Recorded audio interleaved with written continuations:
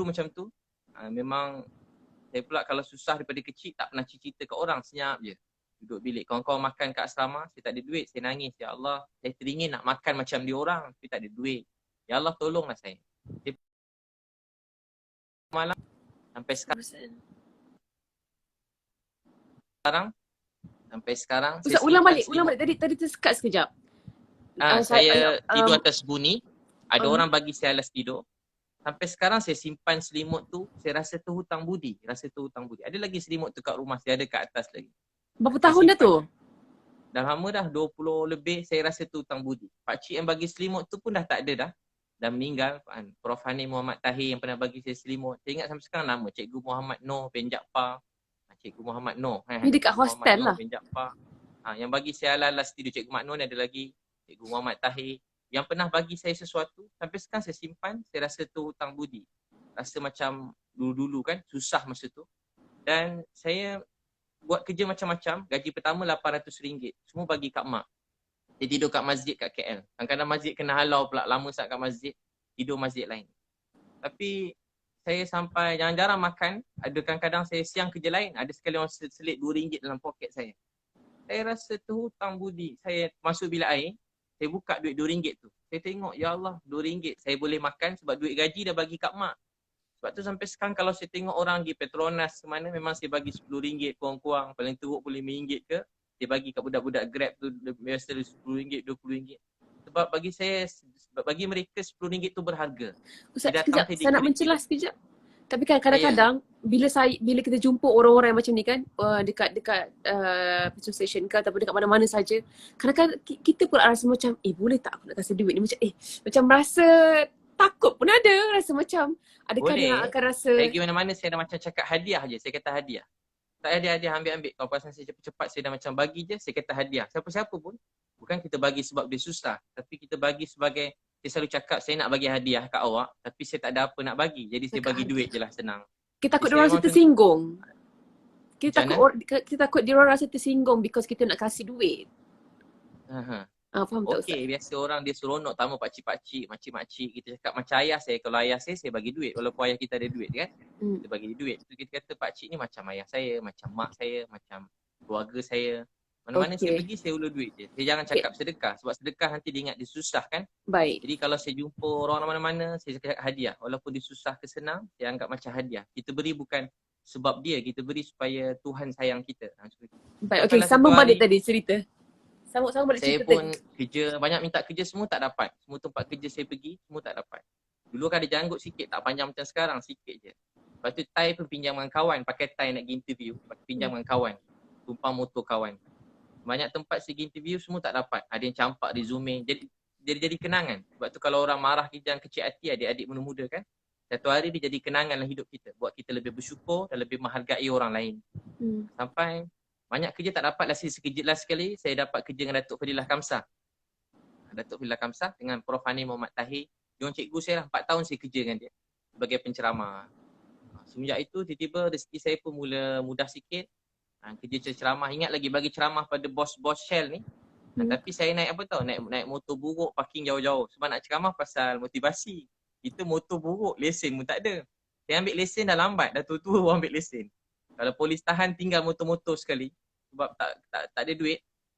Tapi satu hari saya ada program kat radio IKIM sikit. Lepas tu saya buat apa semua jadi. Saya mula berniaga, tiba-tiba tu kata semua jadi mudah. Dan mudah dapat program training corporate yang besar-besar kan. Semua bayar program team building kan, mahal-mahal juga. Program tu boleh tahan juga, ratus-ratus ribu juga begitu program.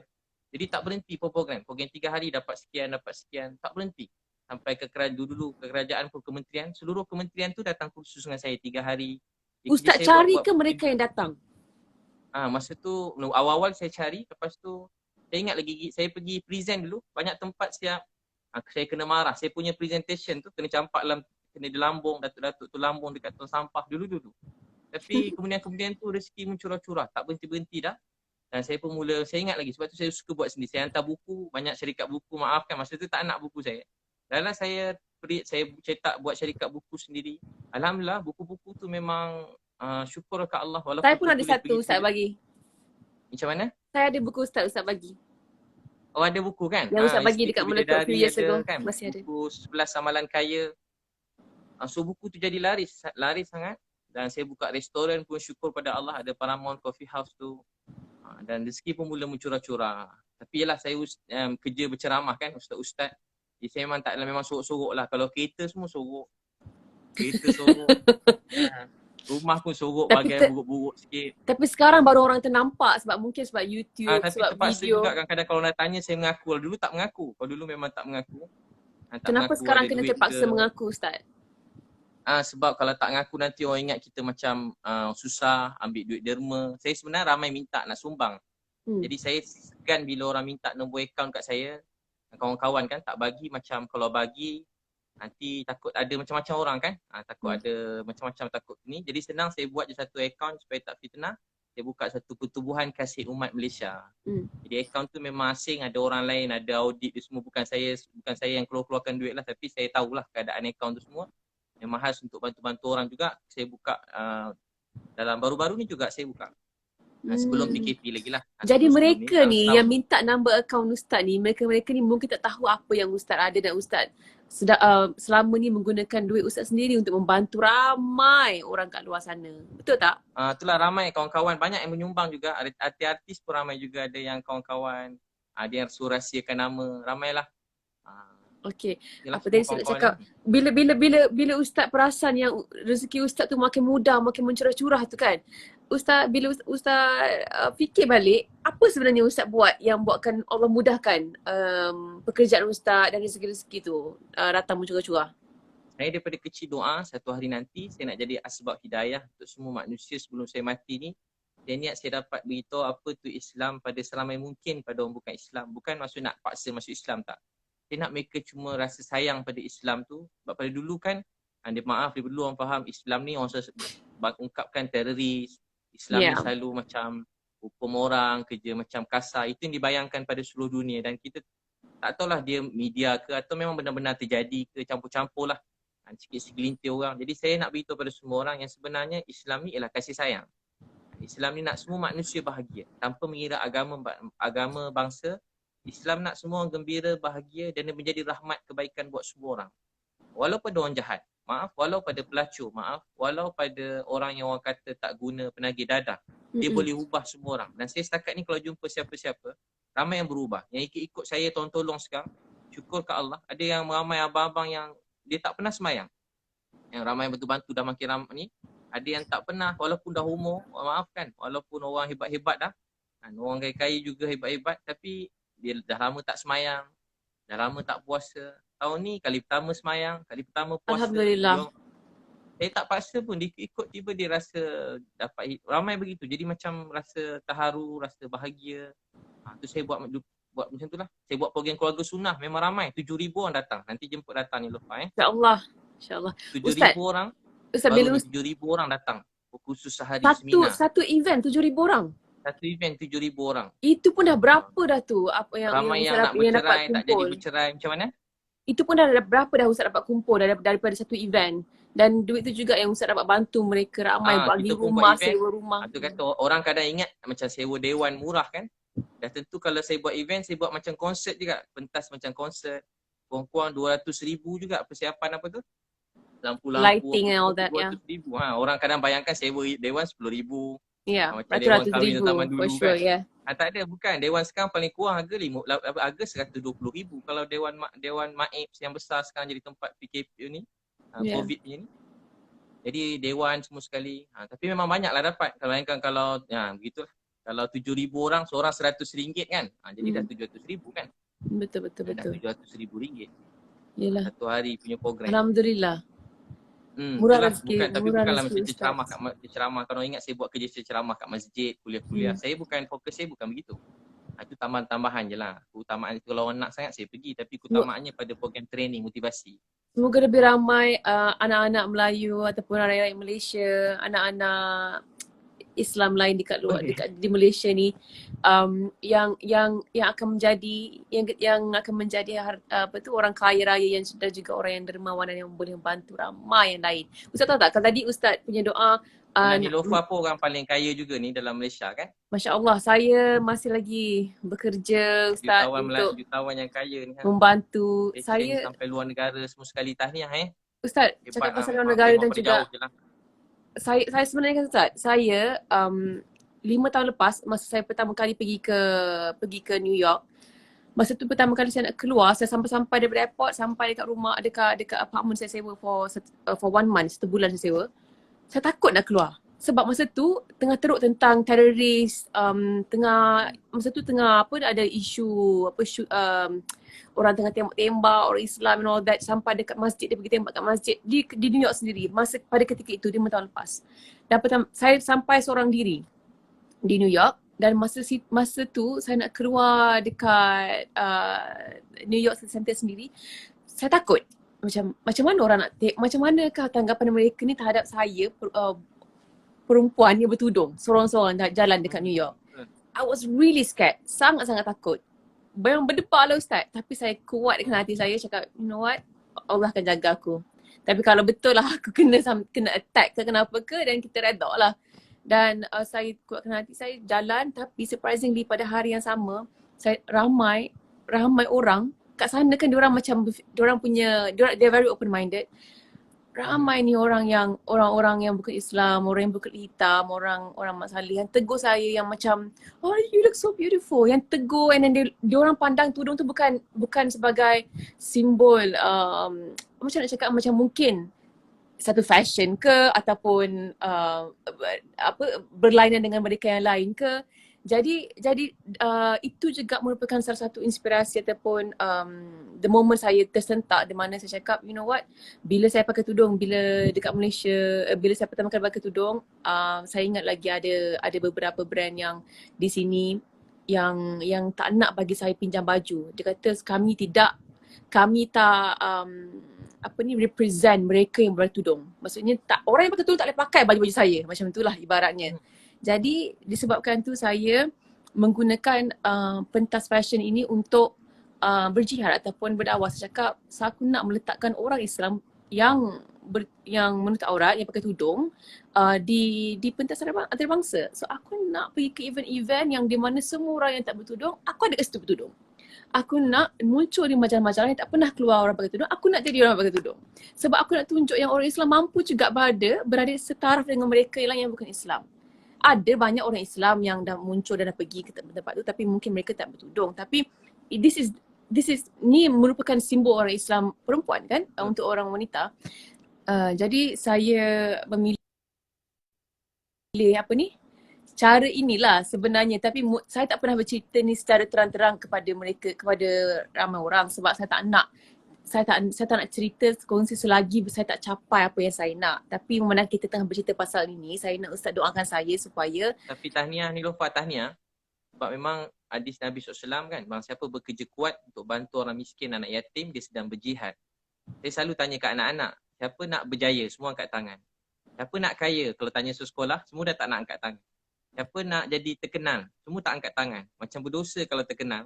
Siapa nak jadi hebat, semua dah tak nak. Sebenarnya saya selalu beritahu kat ceramah-ceramah anak muda, penting jadi kaya, penting jadi terkenal, penting jadi paling maju. Kalau boleh paling terkenal dalam dunia, paling kaya dalam dunia,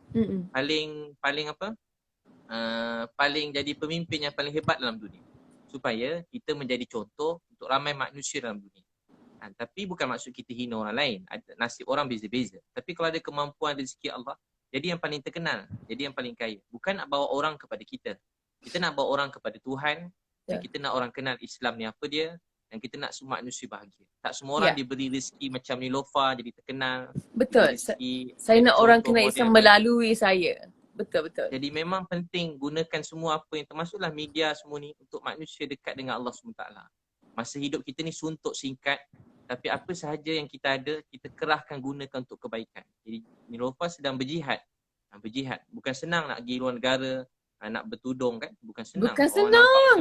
Nampak cantik, nampak takut, best. Seram macam-macam ada pandangan orang kan. Betul. Saya bawa isteri kalau jalan-jalan, bukan kata masuk jadi apa. Masuk apa-apa yang Nilofa buat ni, yang hebat-hebat ni.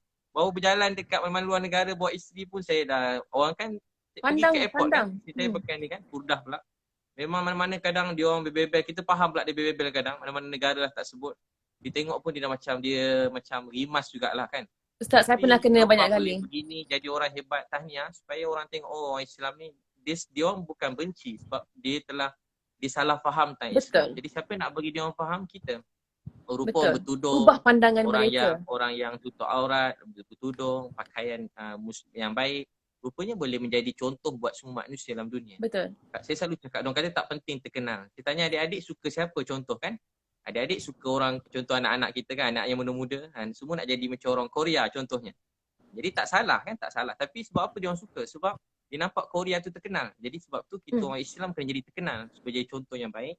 Supaya esok kita dah makin tua, anak-anak kita dia nak ikut siapa? Oh dia ikut Nilofa pakai tudung contohnya. Muslimah yang baik pakai tudung terkenal. Jadi dia ada contoh yang baik. Dia ikut Nilofa, dia ikut Siti Nurhaliza, dia ikut siapa-siapa yang maksudnya semualah artis yang baik-baik menjadi contoh yang baik.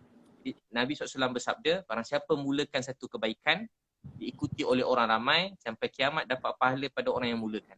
Jadi kalau Nilofa mula jadi pakai tudung, dan orang ramai orang-orang yang memang dunia ni bukan dunia bertudung, bukan salah dia, suasana dia. Tapi dia tengok Nilofa, oh rupanya nak cantik, nak terkenal, nak jadi orang hebat, dengan bertudung pun boleh. Jadi salah satu ruang buka. Bukan maksud yang tak bertudung, dia mereka semua orang baik. Cuma semua orang ada kebaikan masing-masing. Kita doakan semua orang baik-baik. Cuma kita nak, apa kita dapat buat, kita syukur. Jadi kita doakan semua orang jadi contoh yang baik. Dan dalam keadaan sama, kita hormat agama orang lain, kita hormat pandangan orang lain begitu. Ustaz, saya tak pasti kalau saya tak pasti kalau live ni akan tertutup dengan sendiri, akan off selepas 1 jam. Boleh tolong komen tak? Adakah akan terputus selepas 1 jam live ni? Sebab kita dah sampai 1 jam sebenarnya. Mungkin kita terakhir lah, yang terakhir Ustaz mungkin ada pun yang nak tidur awal, nak bangun tahajud kan. Jadi satu benda lagi saya cakap. Saya tak selalu tengok Ustaz selalu puji isteri Ustaz. Dengan tak malunya Ustaz macam bidadari saya bersemua secara terang-terangan. Dan saya selalu bercakap tentang cara Ustaz melayan ataupun memuji buatkan isteri Ustaz rasa istimewa ni dengan saya punya family ataupun adik-beradik saya. Dan lepas tu tadi timbul lagi sekali tentang isu ni. Bukan isu lah, macam perbualan ini kan. Jadi saya cakap macam ni lah sebenarnya yang kita patut orang lelaki Islam sepatutnya buat. Kalau kita perbezaan orang yang ada pegangan agama, orang lelaki yang ada pegangan agama, dia akan tahu bezakan macam mana nak appreciate kasih sayang untuk isteri tu. Jadi apa mungkin nasihat Ustaz kepada kemuncak agama ini ialah takwa. Kemuncak takwa akhlak, kemuncak akhlak berbuat baik terhadap isteri. Nak tahu seseorang tu baik atau tak, bagaimana dia bercakap dengan isteri dia, bagaimana dia melayan isteri dia, bagaimana dia berbuat baik terhadap isteri dia, itulah Islam. Ustaz saya dulu cakap, walau kita kat luar mungkin orang panggil kita ustaz, mulia, saya cakap diri saya lah, saya selalu cakap tu untuk diri saya. Ceramah makin main. Tapi kalau macam mana saya cakap dengan isteri, kalau saya kasar, saya tak layan dengan baik, maknanya agama tu belum masuk dalam diri saya, dalam rumah tangga saya. Kemuncak agama seseorang bukan masa dia kat luar depan orang, dekat ceramah mana-mana. Bagaimana dia melayan keluarga dia. Kalau dia isteri, dengan keluarga, dengan anak-anak, dengan mak ayah, itulah Islam dalam diri kita. Sebab tu Nabi bersabda, yang terbaik di kalangan kamu, nak tahu orang tu baik ke tidak, bagaimana dia, orang yang paling baik ialah orang paling baik terhadap isteri. Aku, Nabi SAW, ialah orang paling baik terhadap isteri. Jadi, bagaimana kita melayan isteri, itulah Islam dalam diri kita. Jadi orang selalu nampak kalau jadi orang Islam ni kena kasar ke isteri. Ada orang buat isteri macam hamba. Ada yang kat luar baik, masuk rumah disepak isteri, terbang bawah meja, terbang atas kat terbang. Habis mengamuk jadi kasar. Asal dengan isteri je jawab telefon dah jadi kasar. Jadi sebenarnya bagaimana kita bercakap dengan isteri itu Islam. Bagaimana kita cakap dengan mak ayah kita itu Islam. Bagaimana kita cakap dengan anak-anak itulah Islam. Islam, pahala. Satu orang ayah peluk anak. Nabi kata kamu sayang anak ni ya Rasulullah, ya. Nabi bersabda kamu peluk anak, rahmat Allah mencurah-curah pada kamu. Jadi bila kita sayang keluarga, peluk anak mencurah-curah rahmat ke atas bapa rahmat mencurah. Bila tengah sedih ada masalah hidup, sempit, peluk anak. Peluk isteri, peluk suami, peluk mak ayah. Jadi rahmat Allah mencurah-curah. Tapi kalau tengah marah, kita marah lagi anak. Ramai orang kat luar, hidup dia kelang kabut. Dia fikir kenapa kelang kabut? Oh rupa-rupa dia tak ingat masa sebelum ke rumah tadi dia maki anak dia. Dia maki isteri dia. Isteri pun tak boleh jawab sebab isteri dia lemah, tak boleh jawab. Sebab tu doa yang dilihat oleh Allah, doa orang yang lemah.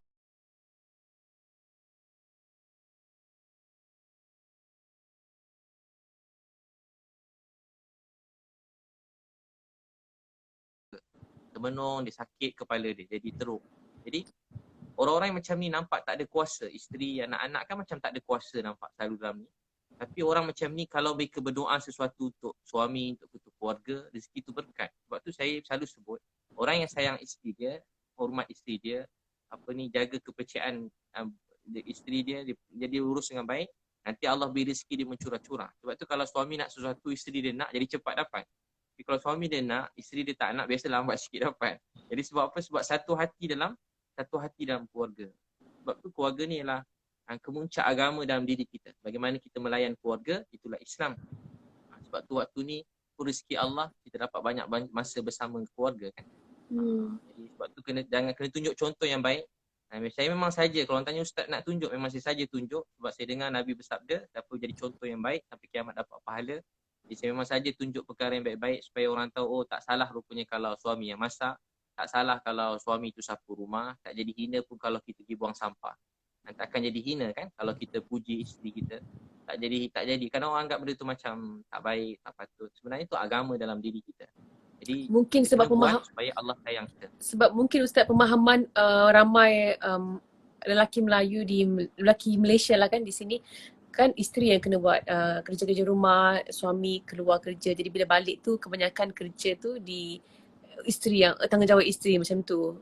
Kita punya pemahaman daripada kecil kat drama TV pun tunjuk benda sama. Mungkin atuk nenek ataupun mak ayah kita pun buat benda yang sama. Sebab itulah ramai salah faham, oh ini bukan kerja aku, ini kerja isteri aku tak boleh buat kerja ni kerja perempuan.